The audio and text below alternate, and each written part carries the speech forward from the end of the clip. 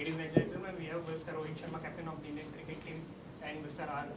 Ashwin, who's here to make an announcement.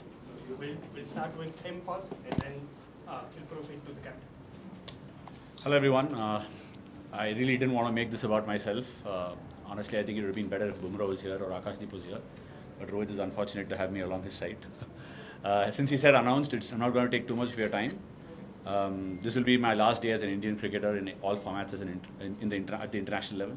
I do feel there's a bit of punch left in me as a cricketer, but I would like to expose and probably showcase that in club level cricket. But this will be the last day, and I've had a lot of fun. I must say I've created a lot of memories alongside Rohit and several of my other teammates, even though I've lost some of them over the last few years.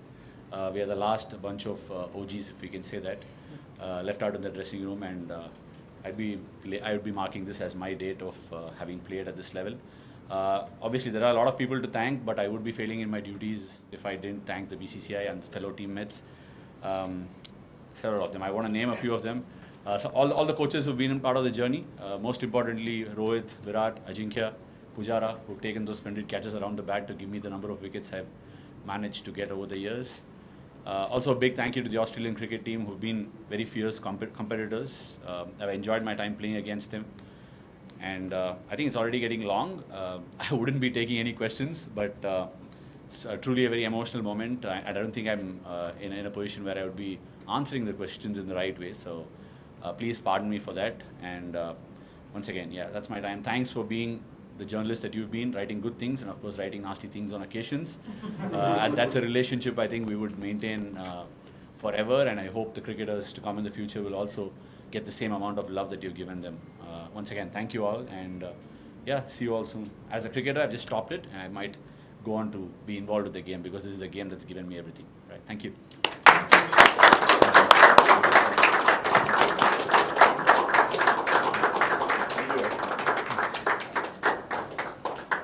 Cheers. Bye. Rohit, your thoughts on Ashwin's decision, and why in the middle of the series has he taken this decision? See, some decisions are very personal, and I don't think too many questions should be asked or raised. If a player has a choice, he has to be given that choice, and somebody like Ashwin, who's been there for us for so many years, is allowed to make those kind of decisions on his own, and we as teammates, have to respect it.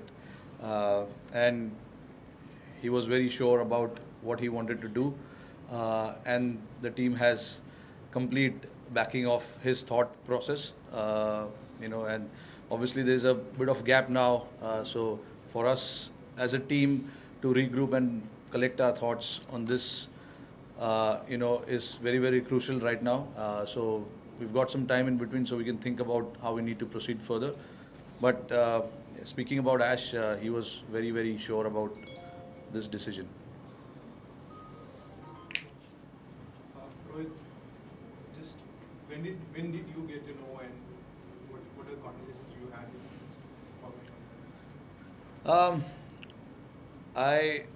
I heard this when I came to Perth.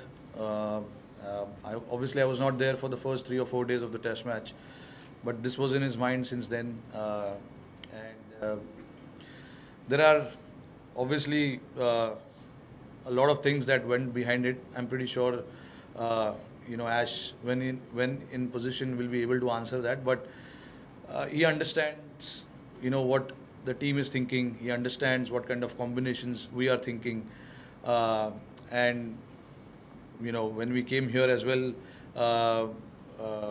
we were not sure about which spinner is going to play.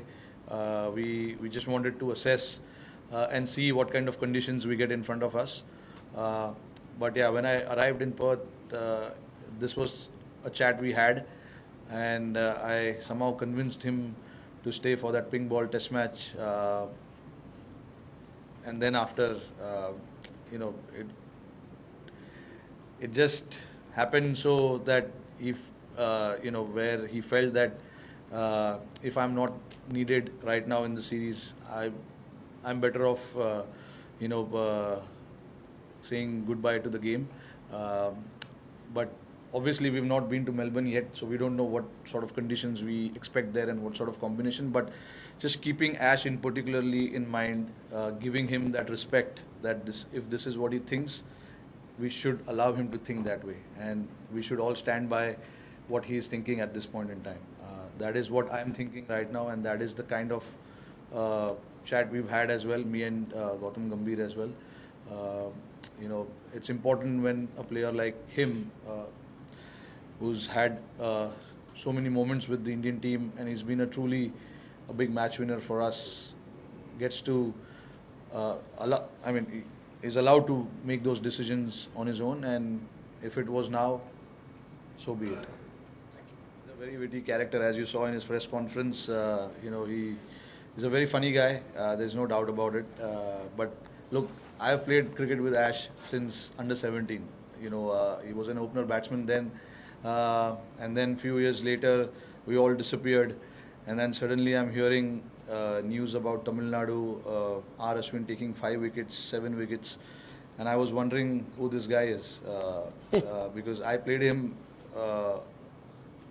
as a batsman, and then suddenly he's turned out to be a bowler who's taking fifers, and then obviously at international cricket we met again, and then we had a long journey together since 2010.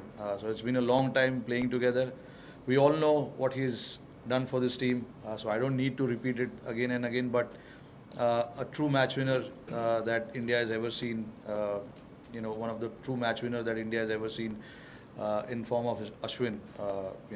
Whenever there was crisis, we had to look upon Ash, and then he was there to deliver for us. His records speaks for itself as well. He's been such a servant of Indian cricket where he's probably not left any stone unturned.